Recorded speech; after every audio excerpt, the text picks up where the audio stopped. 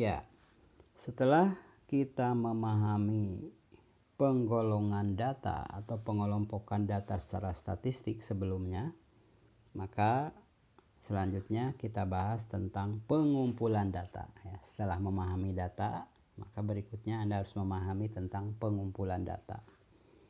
Nah, bagaimana cara pengumpulan data di dalam statistik? Nah, di sini Anda lihat, ya, fokus ke layar. Yaitu cara pengumpulan data dalam statistik, yaitu ada dua cara, satu sensus, dua sampling. Ya, kalau sensus itu mengumpulkan data seluruhnya, semuanya, tidak terkecuali, tidak ada yang tertinggal. Ya, misalnya begini, seorang dosen misalnya ingin meneliti perilaku mahasiswa FEB atau FIK misalnya, maka seluruh mahasiswa diteliti. Ya, seluruh mahasiswa yang ada di fakultas tersebut diteliti. Kalau di fakultas ada 500 mahasiswa, maka semua 500 mahasiswa diteliti. Itulah cara mengumpulkan data yang disebut dengan sensus. Makanya mungkin Anda sering dengar ya, sensus penduduk. Nah, sensus penduduk itu semua, seluruh Indonesia, tidak terkecuali, yang di kota, yang di kampung, yang di hutan, semua harus dihitung. Gitu ya, jangan ada yang ketinggal. Itu sensus. Jadi ulangi, sensus semuanya, yang disebut dengan populasi gitu ya. Nanti akan dibahas lebih lanjut ya dalam sesi berikutnya. Yang jelas sensus itu pengumpulan data secara menyeluruh, semuanya yang disebut dengan populasi. Tadi sudah contohnya ya. Contoh lain misalnya apa? Misalnya Anda meneliti tentang karyawan di sebuah perusahaan. Nah, maka seluruh karyawan diteliti ya, diwawancarai. Itu namanya sensus. Nah, padahal ada cara yang kedua disebut dengan sampling ya, atau sampling bahasa Indonesianya. Nah, kalau sampling apa? Jadi hanya mengambil bagian dari populasi tadi. Jadi tidak seluruhnya. Ya. Nah, tetapi kesimpulannya itu bisa mewakili populasi tadi.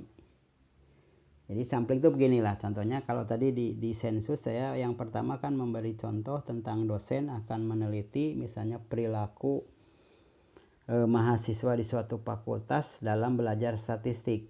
Nah, apabila semua mahasiswa di fakultas tersebut diteliti perilakunya, itulah sensus.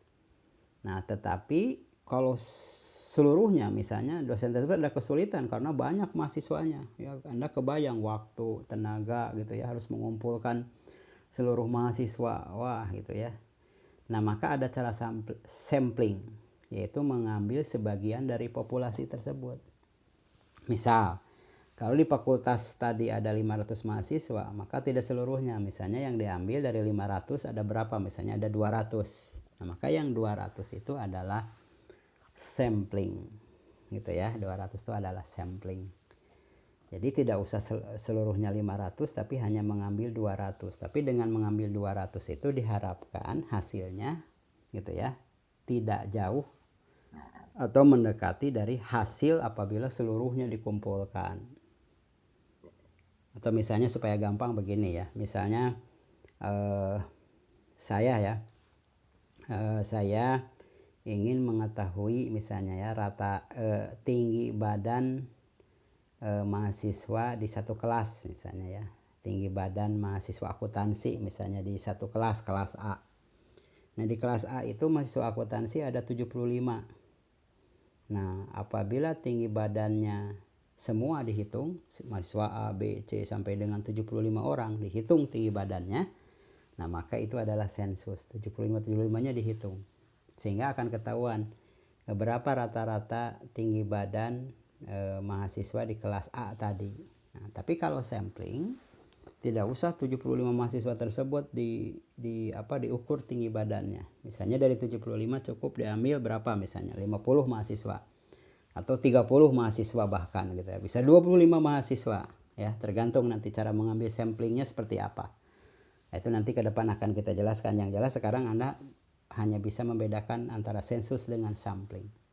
Kalau dari 75 mahasiswa kemudian diambil 40 mahasiswa dan dihitung tinggi badannya, ya diharapkan nanti tinggi badan yang 40 itu bisa memprediksi keseluruhan di kelas itu.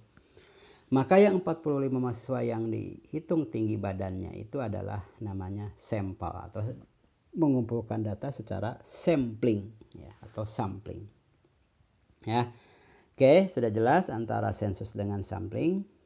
Berikutnya, Anda lihat di situ. Dalam statistik bagaimana pelaksanaan kegiatan mengumpulkan data tersebut. Kalau tadi cara mengumpulkan datanya, maka berikutnya bentuk pelaksanaannya seperti apa. Nah, di sini dijelaskan bisa melalui pengamatan mendalam, bisa melakukan wawancara, bisa dengan angket, dan bisa dengan pemeriksaan dokumentasi.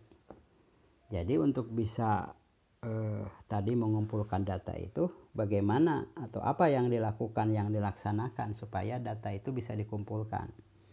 Bisa satu pengamatan mendalam, ada melakukan pengamatan yang mendalam. Yang kedua bisa dengan wawancara, bisa dengan yang ketiga angket, dan bisa dengan yang keempat dengan melakukan pemeriksaan dokumentasi. Nah, di sini ada yang kelima yaitu dengan bisa juga tes gitu ya. Itu bentuk pelaksanaan kegiatan pengumpulan data. Apa maksudnya tes di sini?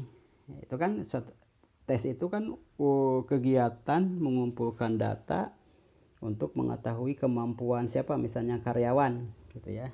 Suatu perusahaan misalnya ada peluang merekrut karyawan baru di bagian tertentu yang diperlukannya 2 orang, kemudian yang datang melamar ada 100 orang, maka untuk kepentingan 2 orang tadi dari 100 orang diadakanlah tes gitu ya, mana yang pas untuk mengisi tadi lowongan untuk 2 orang, maka dari 100 hanya 2 orang gitu. Nah itu tes, maka diadakanlah tes sehingga akan diperoleh 2 orang itu yang lulus dengan skor tertinggi.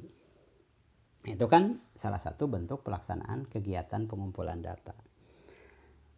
Selanjutnya atau yang terakhir ya, apa alat yang digunakan dalam mengumpulkan data tersebut ya dalam statistik.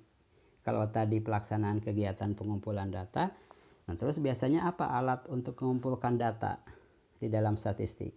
Nah di sini ada 1, 2, 3, 4. Pertama bisa dengan daftar cek atau Anda sering nyebutnya checklist gitu ya. Kan Anda sering kan melakukan checklist. Jenis kelamin, 1 laki-laki, perempuan, ada checklist. Yang mana yang laki-laki atau yang perempuan kan begitu ya. Dengan cara checklist. Kemudian bisa juga dengan skala bertingkat atau rating scale. Skala bertingkat itu misalnya gimana ya? Misalnya saya akan meneliti bagaimana pendapat mahasiswa tentang kebersihan kampus UMB misalnya ya. Nah, maka saya menggunakan angket dengan skala bertingkat misalnya. Bagaimana pendapat Anda tentang kebersihan kampus UMB?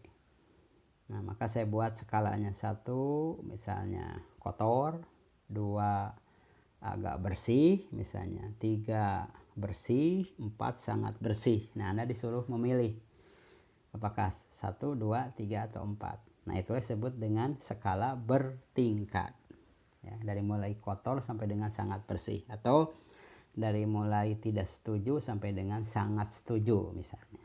Itu skala bertingkat. Yang ketiga pedoman wawancara atau interview ya, interview guide. Jadi kalau akan melakukan wawancara harus ada pedomannya gitu ya, kisi-kisinya apa yang akan Anda tanya. Itu namanya pedoman wawancara. Dan yang keempat adalah questionnaire, yaitu dengan membuat questionnaire, beberapa pernyataan atau pertanyaan yang diajukan sehingga nanti masing-masing responden akan menjawab ya dari questionnaire yang kita ajukan tersebut. Nah, itulah alat pengumpul data. Jadi ada daftar checklist, ada skala bertingkat, ada pedoman wawancara, dan ada questionnaire. Ya, nah, itulah pembahasan materi tentang data. Nah, kalau ada yang belum jelas silahkan diskusi di grup ya, karena Anda sudah punya grup. Nah, kalau ini materi yang di bawahnya nih hanya contoh, Anda bisa baca sendiri. Saya yakin Anda bisa menjawabnya ya. Nanti sesi berikutnya kita akan bahas tentang pengolahan data ya dan seterusnya. Baik, terima kasih. Assalamualaikum warahmatullahi wabarakatuh.